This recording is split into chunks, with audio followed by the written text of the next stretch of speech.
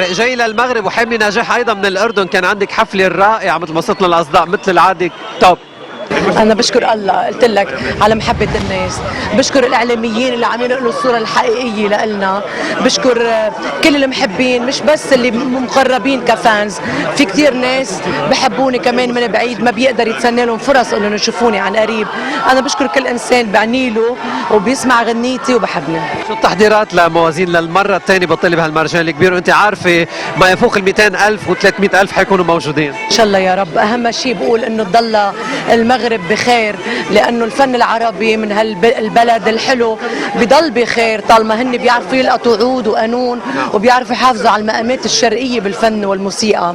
وحيلا حدا إذا بده يغني يعني ببلش بغني بمطربين كبار من بداياته ومن صغره، فالفن بضل بخير بهالبلدان العريقة بالمغرب العربي. نعم، عم بشوف هالشيء من خلال البرامج اللي حضرتك عم تكوني فيها وزملائك، قد ايه الصوت المغربي حاضر بقوه. فعلا فعلا، حتى كل الفن عندهم اياه بجديه، وان شاء الله انه هيدا الفن بيعدي كل الشعوب لحتى يكون فن حقيقي، لانه اذا بلد ما فيه صوره فنيه حقيقيه ما بتكون صوره بلده عم تظهر بشكل حلو. نعم، بدأنا نسمع سون خلي لي قلبك، انت ان شاء الله هنشوفه عبر الشاشه، كنا متوقعين يكون قبل موازين ولكن بنسأل روتانا بنسأل روتانا، الشغله بايد روتانا مش بايدي.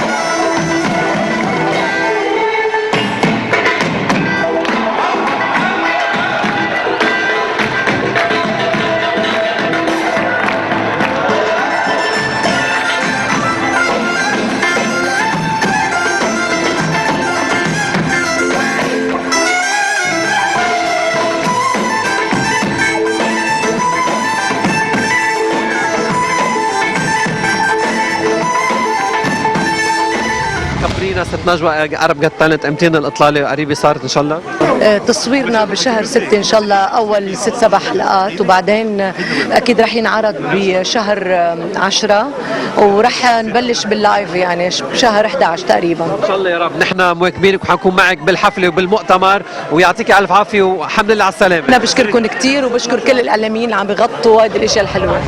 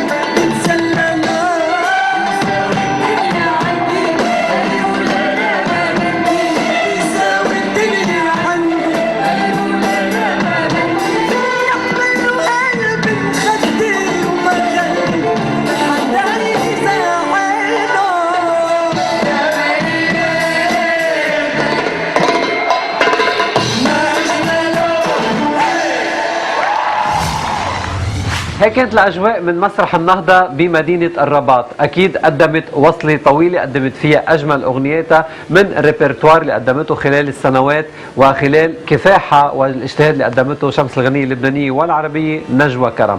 ولكن بالعادة بعد الحفل النجم بيروح تيرتاح. خلينا نشوف بعد الحفلة شو كان ناطرها لنجوى بالفندق اللي كانت نازلة فيه.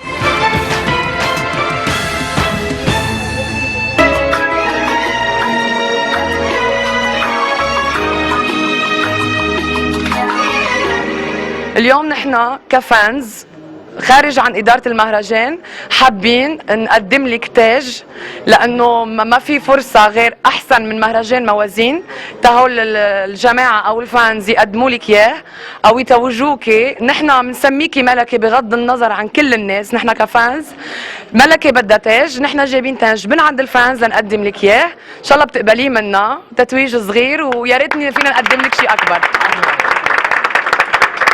ضلت مالك شرقي باهي منها أجمالك ما صحبك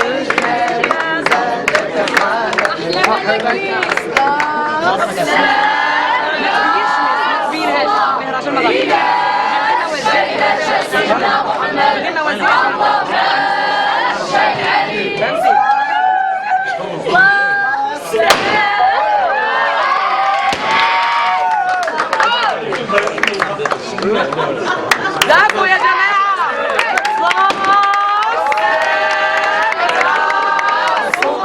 شمس الغنية اللبنانية والعربية نجوى كرم، الأميرة نجوى كرم، والليلة هي الملكة نجوى كرم، توجوها محبينا بالمغرب العربي، ودائما فوق كل الألقاب تبقى هي نجوى كرم صفيرة لبنان إلى كل العالم. ألف مبروك اللي صار الليلة، النجاح الكبير. شكرا كثير. انا بشكر النشاط الرائع يلي عملوه الفانز وهالتنظيم الحلو. وانا كنت دائما اقول انه مش التاج اللي بيصنع الملوك، انما الملك هو اللي بيكون اللي بيستحق انه ينحط له تاج، والتاج اوقات هو بفتش على حدا لينحط على راسه. الموضوع موضوع رمزي. انا اكيد ماني مصدقه حالي اني انا الملكه، لانه ما فيش ملوك على هالارض، كله مجد باطل، انما هيدا تقدير من الفانز بمحبتهم. انا بعتبره هيدا تاج محبه مش تاج ملوكي، لانه الامبراطوريات والمماليك والجمهوريات بتنزل وبتطلع، بضل في اخر شيء اسماء بتبقى بالتاريخ بتتوجها اعمالهم ومحبة الناس لهم وتقديرهم.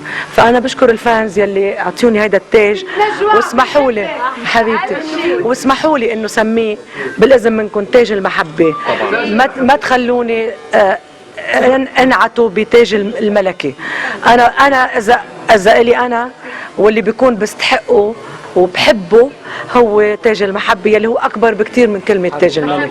اليوم على المسرح عملتوا لي مشكلة. رح اقول لكم ليش. والله اني انا هيدا الفستان مش هيدا اللي كنت بدي البسه اليوم. ليش؟ بس هذا عليكي بس لبست اول فستان فقع الفستان. بس مش عم بمزح.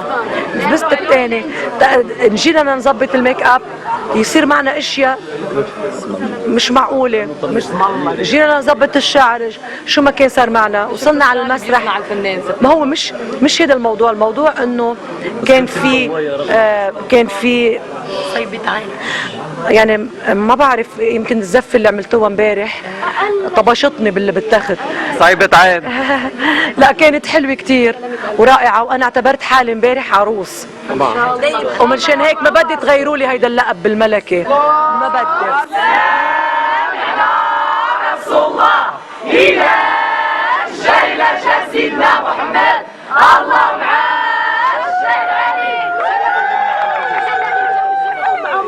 هيدي بتأثر فيا أكتر بكتير.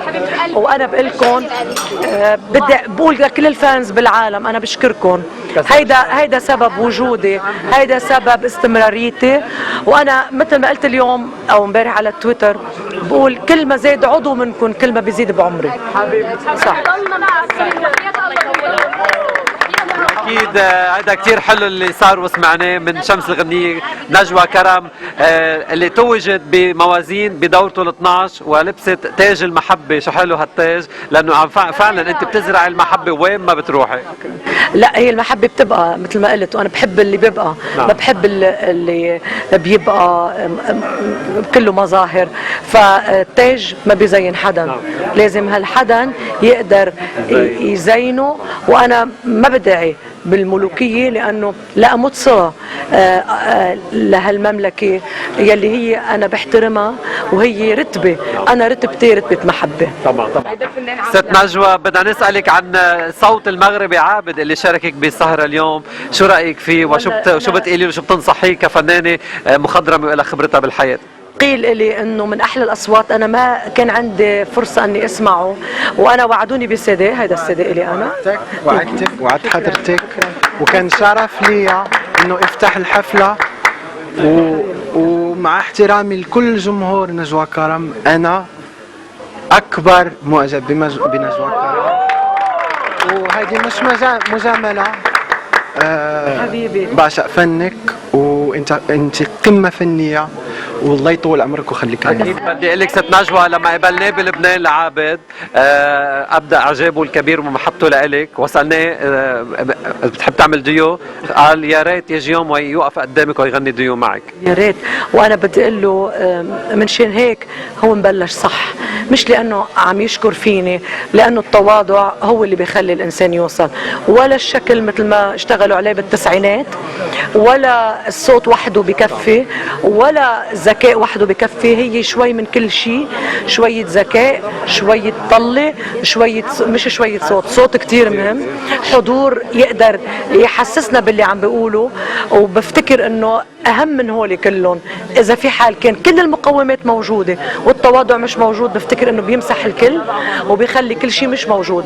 اما التواضع انا تعلمتها من كبار الفنانين، من الاستاذ وديع الصافي، من السيدة صباح، من السيدة فيروز. تعلمت انه هالناس الكبار اللي نحن ما بحق لنا حتى نشوفهم على بوستر او بصورة، بنشوف كيف بيتعاطوا مع الاشياء وبيجربوا يكونوا على الارض واقفين لحتى يضلوا اخذين قوتهم من السماء.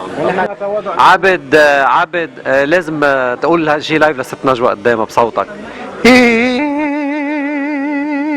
If I should stay, I would only be in your way,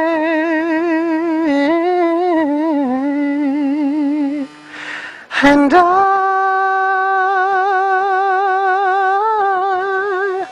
will always love you.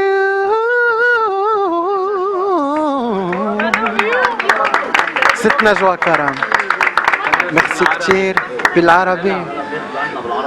يلا بعد السهرة مع الكل. أنا لأشحد حبك من عند الله أشحدك، أنا لعبد حبك من بعد الله عبادك، وعيني يوم الفرحة يوم المح عيونك، لمشي عدروبك حفا والله وناديك نفس غرام. أنا بدم الغرام الغرام نفس غرام بدم الغرام يا روحي الغرام. احلى شيء بالدنيا، ولا حدا يقنعكم غير هيك. احلى شيء بالدنيا الغرام صراحه. ونحن بنموت هيدا بلسم الحياه. صح. ونحن بنعشق حبه، نغرمه حبه. الحب حلو، واللي بيعرف يحب ما بيعرف يكره. نحن بنموت اكيد شمس غنية نجوى كرم تابعناها بموازين وشفنا كل التفاصيل الحلوه، متابعين معها. واللقاء المقبل ان شاء الله بمهرجان جرس. يا رب. بعد الفاصل النجم العربي وليد توفيق، جولة أمريكية ناجحة.